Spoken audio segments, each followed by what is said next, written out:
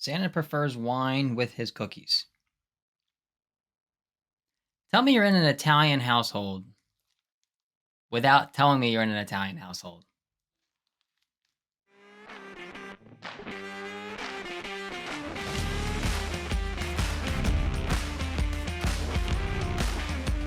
The small space, but I tried. My name is Michael Carey, and welcome to this week's rundown. We are just a few short days away from 2022, the next gen race car, and what is sure to be a memorable season of NASCAR Cup Series racing. Let's get right into this week's news, as I feel like what I'm about to tell you will surely feel like a Christmas gift. NASCAR and its teams have been hard at work on nailing down the final pieces to the 2022 season, with much of the focus being put on the next gen race car and its on-track performance. One major component of the on-track package for the next-gen car was confirmed this week, as NASCAR confirmed that the next-gen car will feature a 670 horsepower 4-inch spoiler pairing for intermediate tracks next season.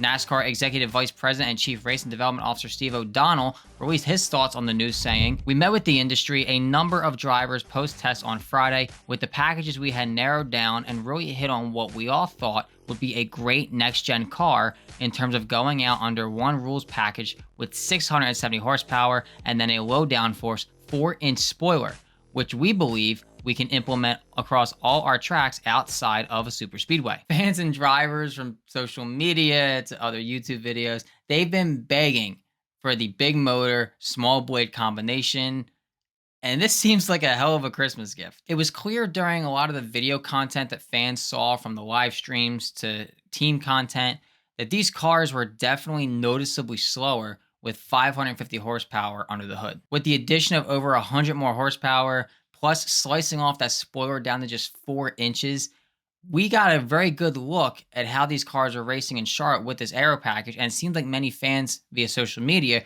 were extremely happy with how these cars were driving. This is an aero package that will quite literally, and this is sort of cliche, but you're putting the car back in the hands of the driver. Fans do want to see cars slipping and sliding around on the edge of control, basically. A driver like Tyler Reddick, Kyle Larson, even Christopher Bell, guys who used to be on dirt, this is a package that was surely going to benefit them, even though somebody like Kyle Larson doesn't really need a package benefit per se.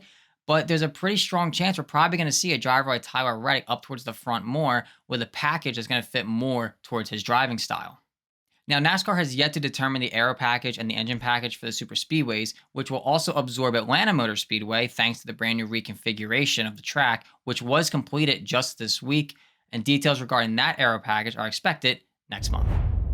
Since the 1990s, the various companies under the Mars Incorporated umbrella have been on a racetrack in NASCAR and have been a part of multiple generations, from your generation to probably your parents' generation. From Skittles, Twix, Pedigree, combos, and of course M&Ms, there's definitely a high chance that you've seen a Mars Incorporated backed car on the racetrack. Sadly, after the 2022 season, Mars Incorporated and those wonderful paint schemes that we've all come to know and love and become a staple in multiple generations will be no more. Sports Business Journal broke the news on Monday that Mars Incorporated, the parent company of M&M's Chocolate, will exit NASCAR as a whole following the 2022 NASCAR season.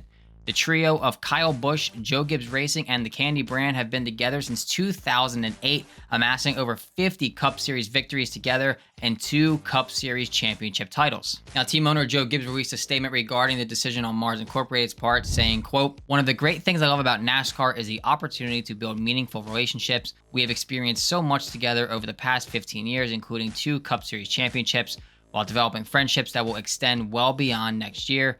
I know everyone at Joe Gibbs Racing feels the same way, and I'm glad we have the 2022 season to celebrate Mars and the contributions they have made to our sport over the past 3 decades." According to Bob Pockrass, Mars informed JGR of the decision over the summer prior to the NASCAR playoffs, and Joe Gibbs Racing has been actively pitching new sponsorships with Kyle Busch as their driver. With Mars Incorporated leaving NASCAR, that means the M&M brand will no longer be in the sport.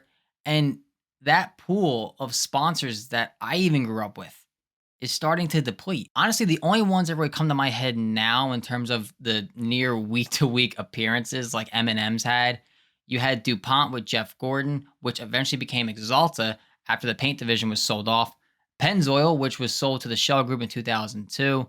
I would even throw FedEx in there with JGR when they joined in the early 2000s, and that's really it. Not to mention, I would kind of call this a pretty big loss for Joe Gibbs Racing. I mean, think about it. With FedEx and M&Ms, those are two sponsors that have a very heavy presence in the sport, and they're almost on the car as a primary sponsor every single week. With M&Ms and FedEx both at Joe Gibbs Racing, and M&Ms now gone, that's a major hole to fill for Kyle Busch in that 18 car in 2023. Now, Adam Stern reported that it seems like Mars just kind of wants to try something brand new for the future of their company. And I seen some people saying, oh, maybe it was the new number placement that was causing the issue. If a sponsor is going to leave NASCAR solely because of a giant decal moving, because that's what this is, the number is just a giant sticker. If a company is really going to leave NASCAR over something like that, do they really belong in the sport to begin with? You also can't pin it on the driver either, because Kyle Busch is at the front of the field nearly every week. The guy's leading laps all the time. He's always on camera with that M&M's Toyota. So I would not pin this on the number placement, the driver, or even the team.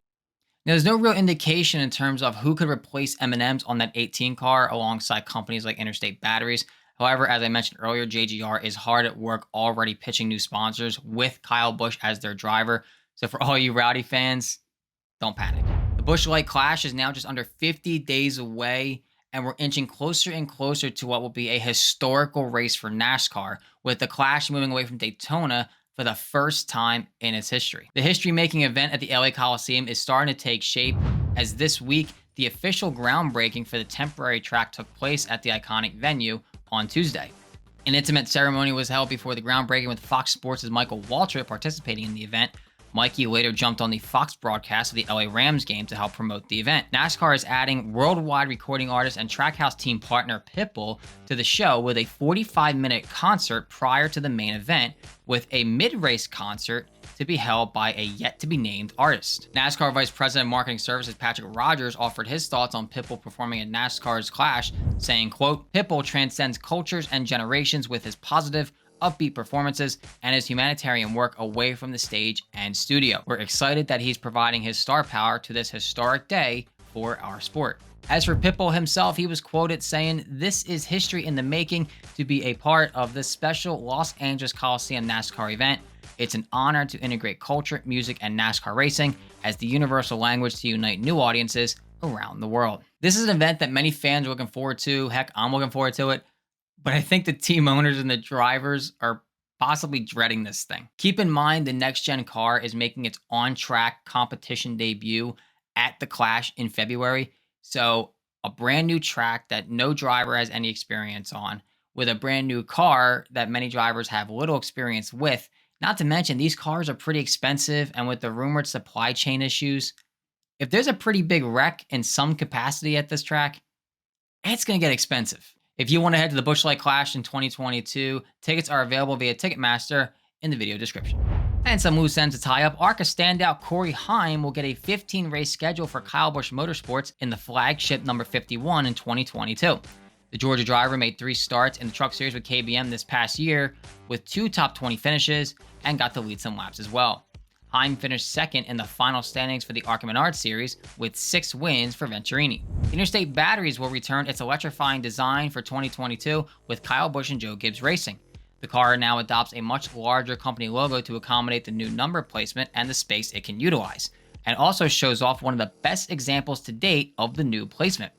Expect Interstate Batteries to be on the number 18 for roughly 6 races in 2022. Jesse Little, who is building a career as a journeyman in the NASCAR National Series, will move to Young's Motorsports for the 2022 season. Little has confirmed to TobyChristie.com that he will pilot one of the organization's Chevrolet Silverados for at least the majority of the 2022 NASCAR Camping World Truck Series season. That's going to wrap it up for this week's rundown. I sincerely hope you enjoyed today's episode. If you did, consider subscribing. I hope you all have a wonderful holiday this year with your family and your friends. And I sincerely hope that your stockings have plenty of race tickets in them. Don't forget to pick your sides, get some spoilers. See y'all in the next one. Thank you so much for tuning in to today's episode of The Rundown. If you really enjoyed what you saw, be sure to subscribe to the YouTube channel and keep your eyes on TobyChristie.com for the latest news, rumors, and exclusive content from inside the NASCAR garage.